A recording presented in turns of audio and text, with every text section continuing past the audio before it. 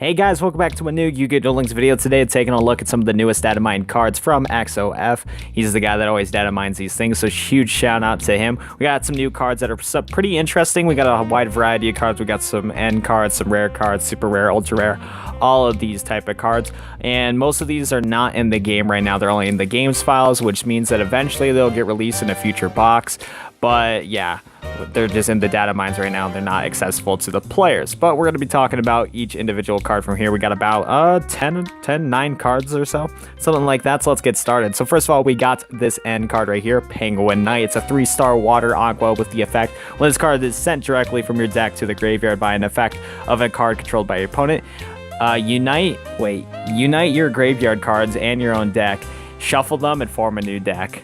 900 attack and 800 defense. So this is an end card because it's not practical, but man, I can't wait to see some Duel Links YouTuber make a deck based off this card and try to get their opponent to do something like that. Oh, that would be great. So like, I don't know, you set this Penguin Knight face down and like, you set this Penguin Knight face down and try to get your opponent to play Tribute to the Doom, Dark World Lightning, just some card that pops this. And if it's set directly from, oh no, it has to be from your deck. How are you going to pull this off? I don't know. This card's just a meme. It has to be from your deck. Never mind. This has to be from your deck to the graveyard by the effect of a card controlled by your opponent. I don't know. Well, actually, you can use this against Mill. If you can tech this card against Mill, take all your cards in your graveyard. And it does it say field too? Nah, just unite your graveyard cards and your own deck and then shuffle them to form a new deck. Oh, that'd be amazing. Yeah, so you guys could play this against Mill. This card can actually counter Mill. You could probably play this with what is it? Wetlands, because I think Wetlands will boost Penguin Knight. Unless, is it 2 or lower or level 3 or lower? I'm not. Let me search up Yu-Gi-Oh! Wetlands just to make sure. Wetlands. Does it have to be 2 or lower or 3 or lower? Because if it's 3 or lower, that'd be just a sick meme. All aqua, 2 or lower gain. Okay, so it can't combo with Wetlands, sadly, because it has to be 2 or lower. I don't know. It would be really funny to tech this into your deck in case of Mill, and your opponent mills the Penguin Knight. You just shuffle your deck again, and then start anew. That's a sick meme right there. I honestly can't wait to see that someone pull that off into this game. All about that card. Now, next up, we're going to be talking about Vivid Knight, a rare card. This is a light 4-star Beast Warrior with the effect during either player's turn, except during the damage step. When an opponent targets exactly one light Beast Warrior type monster you control and no other cards for an attack or with the card effect, banish that monster until your next standby phase. And if you do, special summon this card from your hand. Okay, so this is a hand effect. And due to that, so that's not bad. Now, the only issue is you're still going to take damage. Well, no, it's just a target or whatever. Yeah, so you get to protect your Beast Warrior monster, banish it for the turn, and then bring it back during your standby phase. And then you bring it back during standby phase, and you get to special summon the Vivid Knight from your hand. So this card's not too bad. It's a 1700 attack with 1800 defense, so pretty decent attack while you're at it. So yeah, other than that, that card doesn't seem too bad. Yeah, let's just get on to the next card. Next up, we have Necklace of Command. This is an equipped spell. When a monster you control that's equipped with this card is destroyed by battle and this great card is sent to the graveyard, you can either draw 1 card or discard 1 random card for your opponent's hand. Nothing too crazy right there.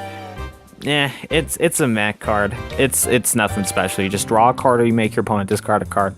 Let's get on to the next card. We got Hayabusa Knight, 3-star Earth, normal card with the warrior with the effect. This card can make a second attack during each battle phase. So one thing that's actually interesting about this card is you can combo this with, what is it? You can combo this card with Secret Passage of Treasures, and it can do at least 2,000 damage if you can stop your opponent from throwing this in defense position. Not terribly bad.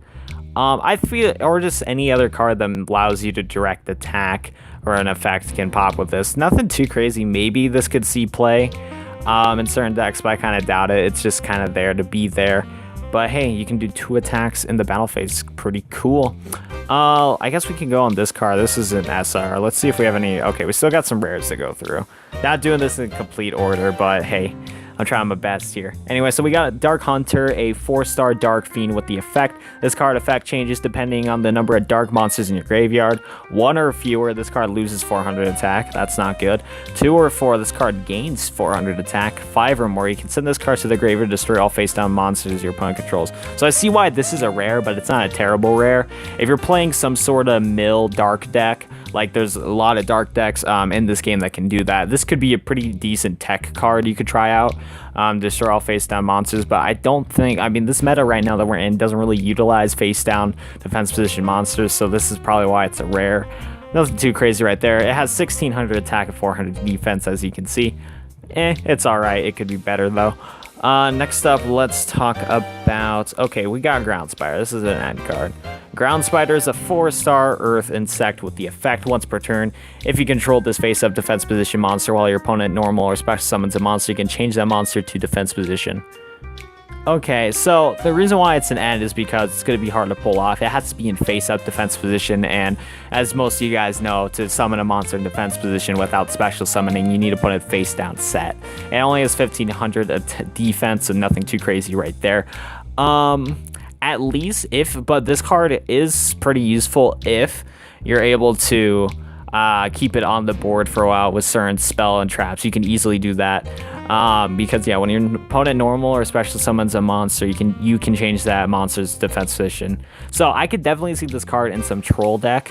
You just gotta build your deck to keep your Ground Spider on the field. But I could definitely see this seeing some play in the game. So that's effect's just annoying. Okay, let's get on to the SR cards. Which one have we not talked about? Let's talk about Prime Material Dragon.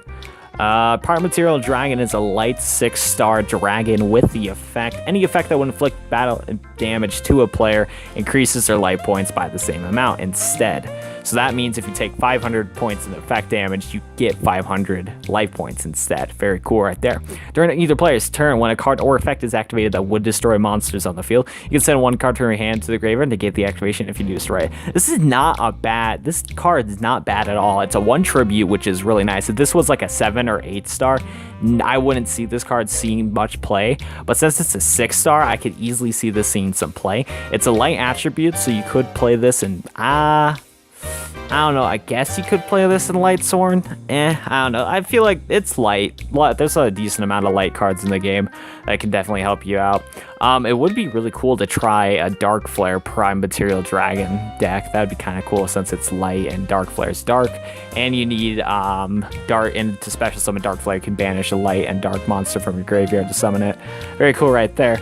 There's a lot of cool combos I feel like people can use with Prime Material Dragon. This is honestly a pretty solid card. I could see this in like a main box in Duel Links. I could definitely see that. So pretty cool card nonetheless. It has 2400 attack and 2000 defeat defense. Next up we got Grass. That grass looks greener. This card is pretty relevant into TCG. I believe it got hit on the ban list too. I'm not too sure. But anyways, what this spell card does is that if you have more cards in your deck than your opponent does, send cards from the top of your deck to the graveyard. You have the same number of cards in the deck as your opponent. So yeah, in the TCG at least, this definitely helps out cards that play 60 card decks. I believe it's used with decks that utilize the graveyard a ton.